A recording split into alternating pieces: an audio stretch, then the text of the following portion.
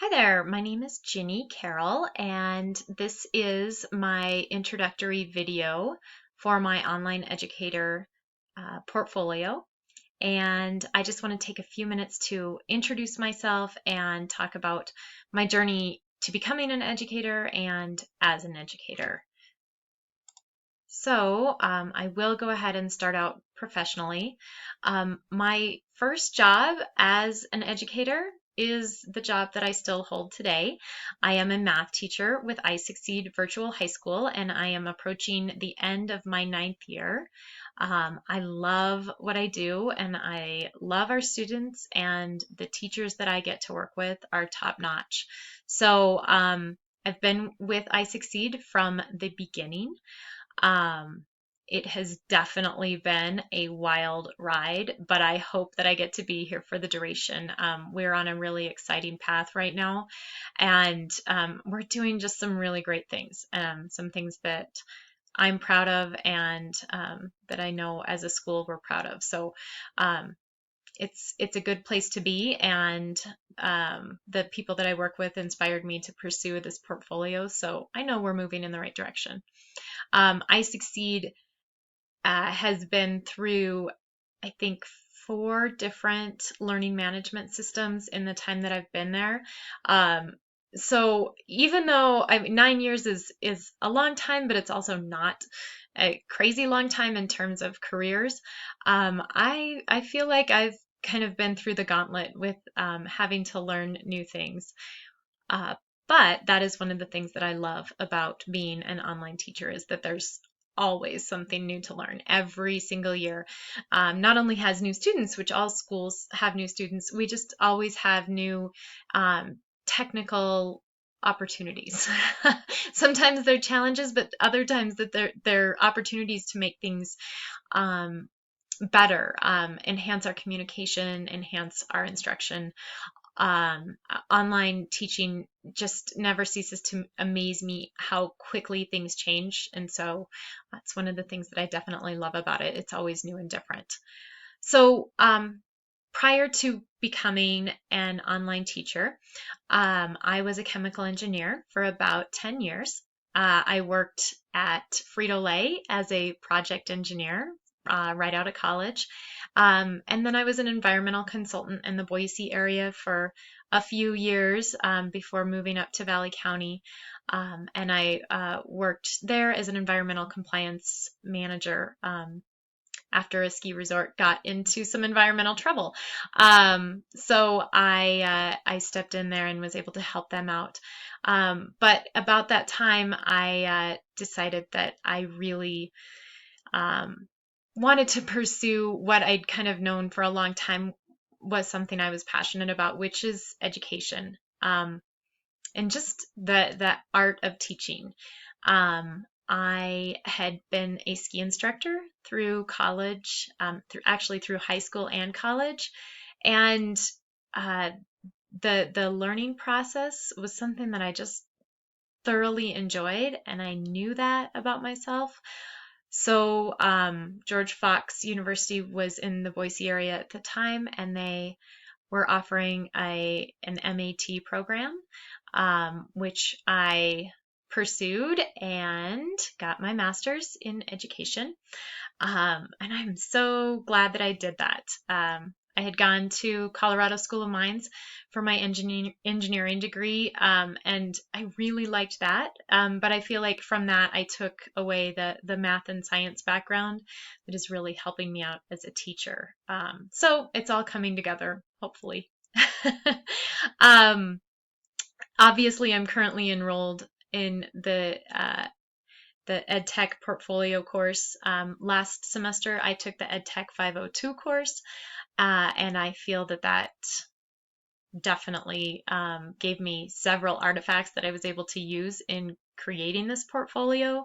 And not only that, I just think it was a good course to kind of challenge my technical skills and help me think out of the box and push myself as an online teacher. So it was a great course, and I'm actually really enjoying this portfolio. I think it's another step toward pushing me to become a better educator. So if I could just stay a student for the rest of my life, I probably would, but I don't think I can afford that. So, all right. Um, right now, my family resides in Red Lodge, Montana. We're a little town about 2,000 people. We are at the northeast entrance to Yellowstone National Park. It's a beautiful area, and it's actually the little town that I grew up in. We got really fortunate. The ski area that both my husband and I worked at in Valley County closed down sort of temporarily. Anyone in Idaho who's watching this probably knows the story. But my husband was able to transfer back to my home mountain. It was new to him, but it was my home mountain. So I feel just incredibly fortunate that we get to be here and to raise our little family here. And I hope that we get to stay here for the duration. My husband Jeff and I have been married for 10 years, or excuse me, for 17 years. Feels like 10. For 17 years, and we have two daughters, a 9-year-old and a 6-year-old.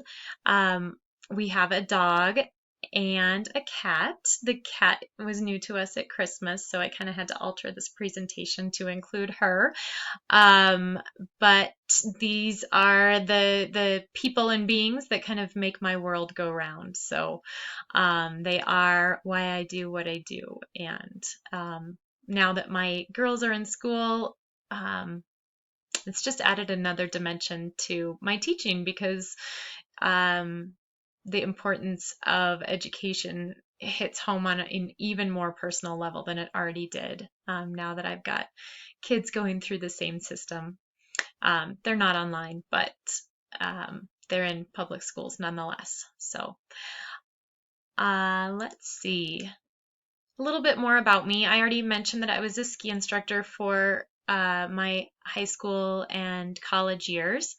I love skiing and feel pretty fortunate that my husband is up at the mountain, and we as a family spend the majority of our weekends skiing. I love the flexibility of being an online teacher because when we have a major powder day, I can usually rearrange things so that I can get up to the mountain and take at least a few runs. So that's a pretty cool perk.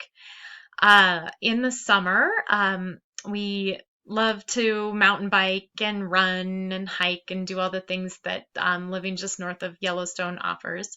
But we're also a pretty techie family, and I would consider us early adopters as much as we can afford to be. But we also love books where we read whenever we have the opportunity. I always have a good cup of coffee next to my computer when I'm working, and can't deny it. I do love the internet for things like Netflix and Amazon. So, all that, and the fact that every now and then when I get off my computer or I'm not skiing, I do have quite a few friends that I hang out with as well. I guess I didn't put that on here, but I'm not just an island here in Montana. We have a pretty active social network. This slide is actually a holdover from a presentation that I did earlier, but it's a pretty picture, and I turned 40 this year, so I think I should celebrate it for as long as I'm 40. I got to go to San Francisco and celebrate my 40th birthday by living on my friend's boat for a week, and it was amazing. So, one of the things that I always consider when dealing with my students and getting to know my students is what are their goals? And that could be life goals, that could be class goals. I just really think that it's important that we're looking ahead and challenging ourselves, regardless of what it is, to just be better people, students, teachers, whatever. So my goals, this year, one of my goals has been to get this online endorsement, and I'm really close. Another goal that I had this year that I made was putting together my presentation for iNACOL. It was a lot of work, but it was really fun and it was a great accomplishment. Another goal that I have yet to achieve is running a marathon, and I will get there. I've tried a couple times, but I've been hindered because of injuries. But you know what? That's part of having a really good goal, is that it's not necessarily easy to achieve. So I know that it might take me another year or two, but that's something that's definitely on my bucket list. Okay.